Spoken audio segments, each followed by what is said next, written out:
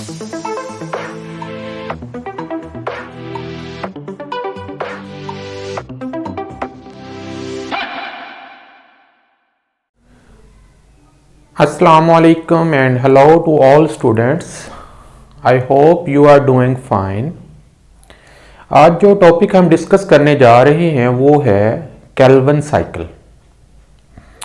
जैसा कि आप जानते हैं कि फोटोसिंथेटिक प्रोसेस को दो हिस्सों में डिवाइड किया गया है। एक हिस्सा जो है वो लाइट रिएक्शन कहलाता है, जिसमें साइक्लिक और नॉन साइक्लिक फॉस्फोरिलेशन की जाती है, जिसके ज़रिए एटीपी और एनएडीपीएच के मॉलिक्यूल को सिंथेसाइज किया जाता है।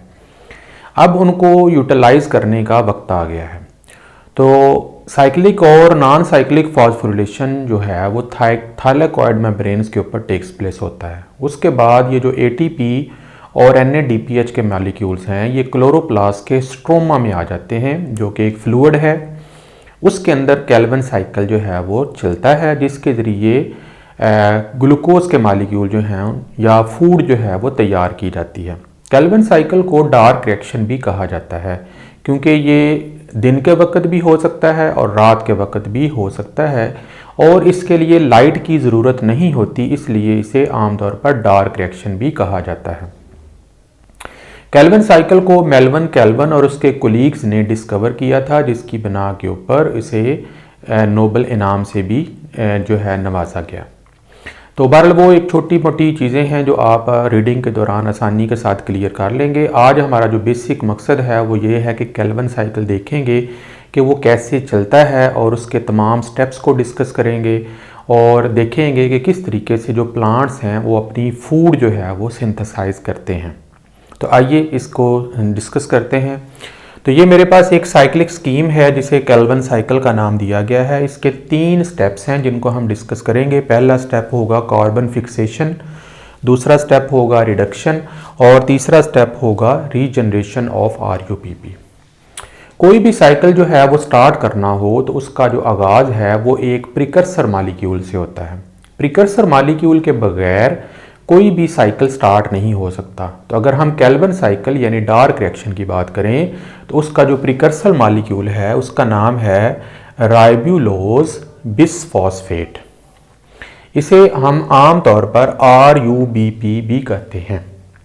ये जो मॉलिक्यूल है ये 5 कार्बन पर मुश्तमिल है। यहाँ पर अगर आप देख सकते हैं 1, 2, 3, 4 और 5, ये 5 कार्बन हैं और इसकी नंबर 1 पोजीशन पर और नंबर 5 पोजीशन पर एक एक फास्फेट ग्रुप लगा हुआ है, इसलिए हम इसको राइब्यूलोज बिसफॉस्फेट का नाम देते हैं। राइब्यूलोज मॉलिक्यूल का नाम है, बिस का मतलब होता है 2, फॉस्फेट यानी 2 फॉस्फेट लगे हुए हैं। तो इस तरीके के 5 कार्बन वाले हमारे पास 3 मॉलिक्यूल्स हैं जो केल्विन साइकिल में यूटिलाइज होंगे। अब दूसरी तरफ पौधा जो है वो अपने पत्तों के स्टोमेटा के जरिए अपनी एटमॉस्फेयर से CO2 को एब्जॉर्ब करता है। तो हम यहाँ पर 3 मॉलिक्यूल जो हैं वो CO2 के जो हैं वो यहाँ पर इस्तेमाल करेंगे, क्योंकि ये C3 साइकिल है।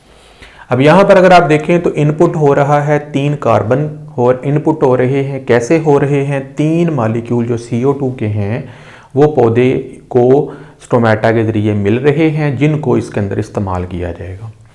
अब यहाँ पर अगर आप देखें तो ये जो CO2 के मॉलिक्यूल हैं उनको इसके साथ मिलाया जाता है राइब्यूलोज बिसफॉस्फेट के साथ। यहाँ पर एक एंजाइम है जिसका नाम है रुबिस्को। रुबिस्को जो है ये एक बहुत बड़ी प्रोटीन मॉलिक्यूल है, और अगर हम देखें तो दुनिया में आप देखें कितने ज़्यादा प्लांट्स हैं और हर प्लांट के हर पत्ते का 30% जो है वो रुबिस्को प्रोटीन होती है। तो ये एक ह्यूज मॉलिक्यूल है प्रोटीन का जो इस रिएक्शन को कैरी आउट करेगा।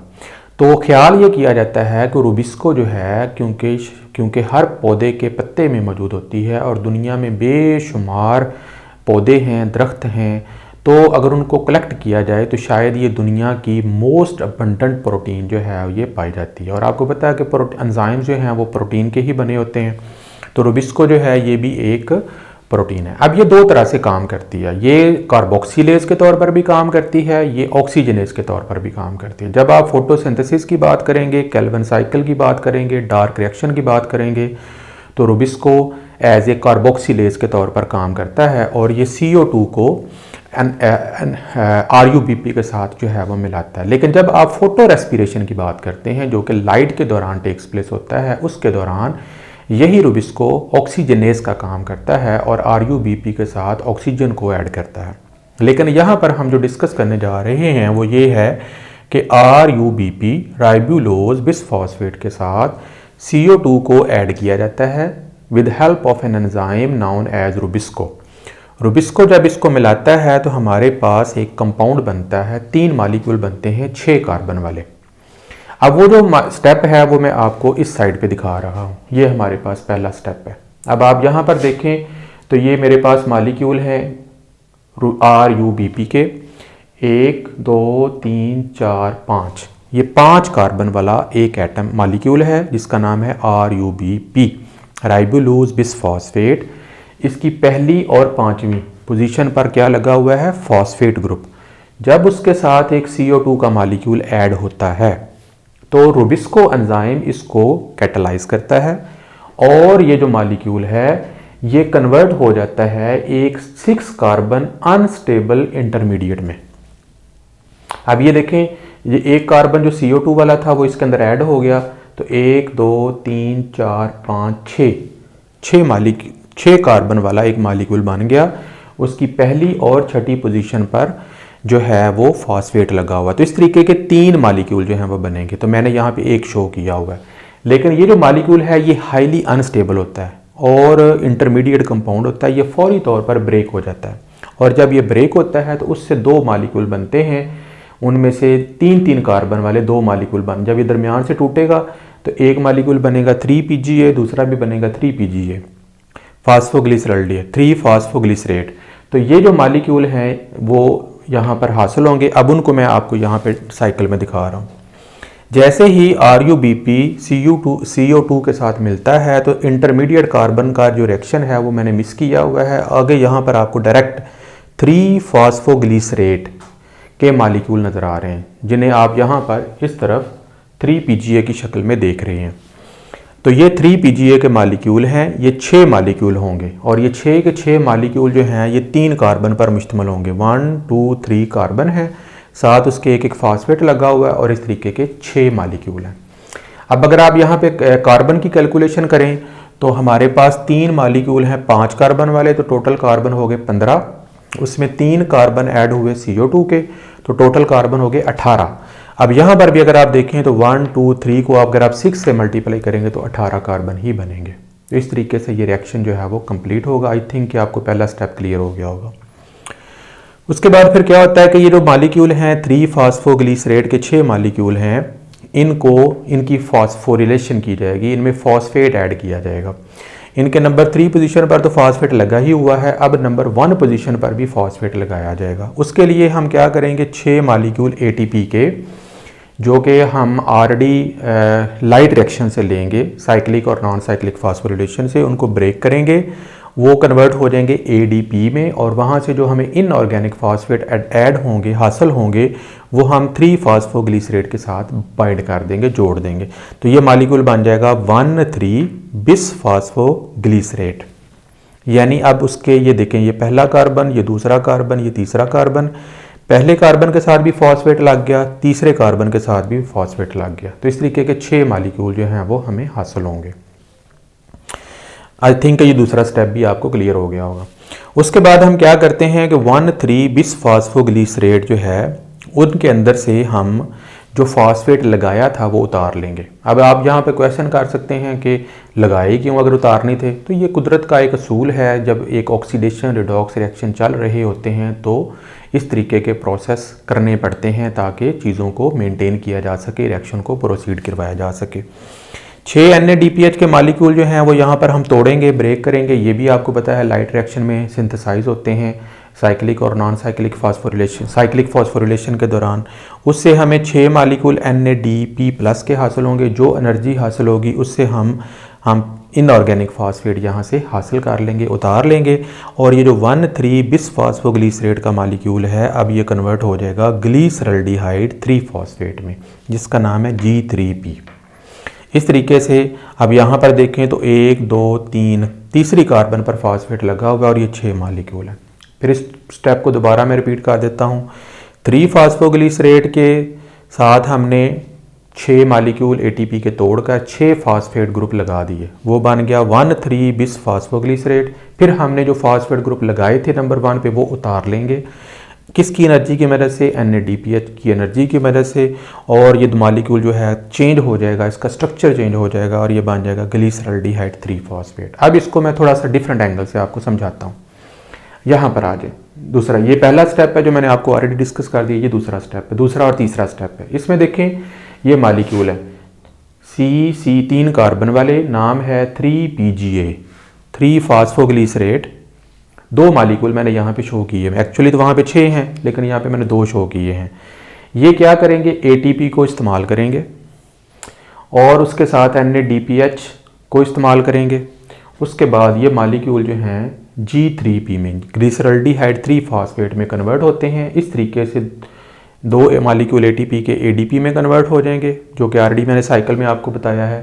साथ हमें फॉस्फेट ग्रुप हासिल होंगे और साथ NADP के मालिक्यूल हासिल होंगे। तो इस तरीके से ये कंप्लीट रिएक्शन जो है वो मैंने सेपरेट दिखा दिया, लेकिन अगर आप उसको साइकिल में देखें तो वो आपको ऐसे नज़र आएगा। जैसे ही ग्लिसरॉल्डिहाइड 3 फॉस्फेट का मालिक्यूल बन जाएगा, उनमें से एक मालिक्यूल जो कि 3 कार्बन वाला होगा ग्लिसरॉल्डिहाइड 3 फॉस्फेट का, इस साइकिल में से एग्जिट हो जाएगा, आउटपुट निकल आएगी, बाहर निकल आएगा। अब यहाँ पे 3 तरह के पौधे हैं। नंबर 1, अगर तो ये पौधा ग्लूकोज प्रोड्यूस करने वाला है, जैसे ग्रेप्स हैं, अंगूर का पौधा है, जब ये फोटोसिंथेसिस करता है तो ये अपने इस 3 कार्बन मालिक्यूल को ग्लूकोज में तब्दील कर लेता है और ग्लूकोज बना लेता है या फल बन जाता है।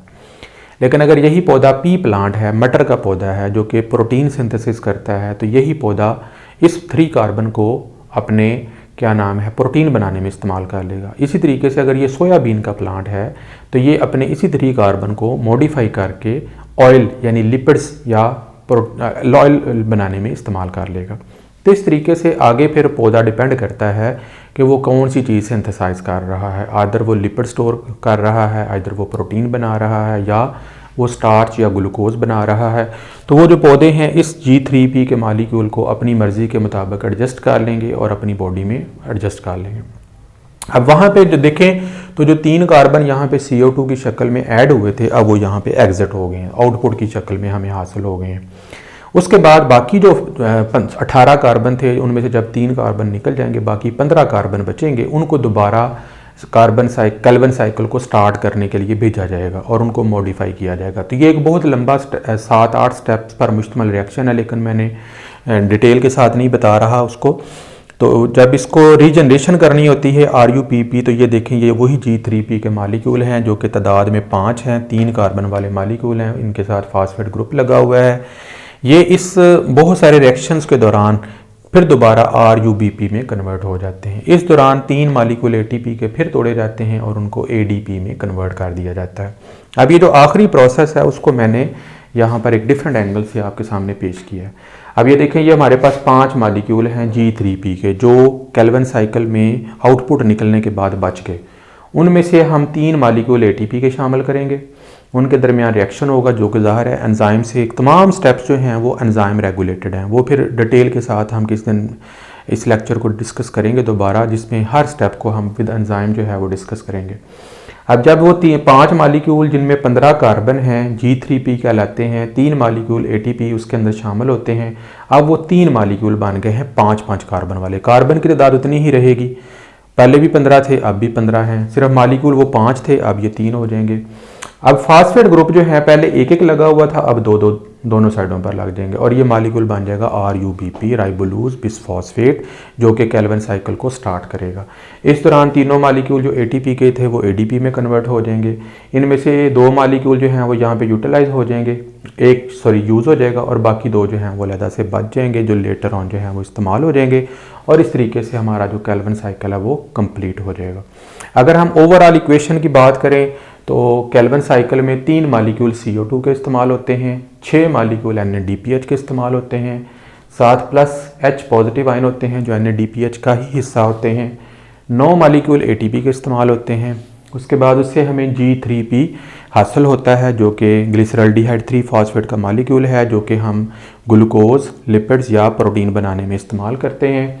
साथ हमें 6 मालिक्यूल NADP+ के हासिल होंगे, 9 मालिक्यूल ADP के हासिल होंगे, 3 मालिक्यूल वाटर के हासिल होंगे और 8 मालिक्यूल इनऑर्गेनिक फॉस्फेट के हासिल होंगे। और इस तरीके से ये सारा केल्विन साइकिल जो है वो कंप्लीट हो जाएगा। तो आई होप कि ये इंट्रोडक्टरी लेक्चर है केल्विन साइकिल के ऊपर आपको क्लियर हो गया होगा। तो अगर हो गया है तो प्लीज़ इसको लाइक कर लें, कमेंट भी कर दिया करें, शेयर करें दोस्तों के साथ। See you in the next lecture. अल्लाह हाफिज़।